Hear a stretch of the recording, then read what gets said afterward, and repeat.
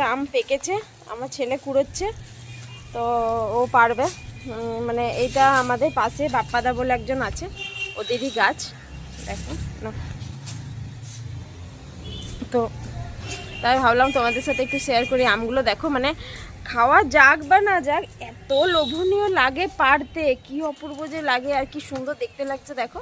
তো ভাবলাম তোমাদের সাথে একটু শেয়ার করি। দেখো কত আম পেকেছে। পড়লো, এই দেখো এই দেখো এই দেখো ও কত মজা, ওর কত আম কুড়াচ্ছে বাবা, প্রচুর পড়েছে সোনা। এই যে দেখ না, দেখবে আঠাগুলো যাতে হাতে না লাগে, ঠিক আছে? আমি এখানে নাবি রাখছি মানে না। হ্যাঁ না, কিচ্ছু হবে না, না রাখো, একটু একটু করে তুলে তুলে নিয়ে এসে এটার ভিতরে রাখো, কেমন? এই দেখো ও কুড়োচ্ছে।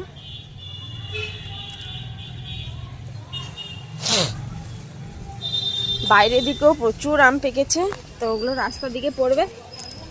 ও মা, মা,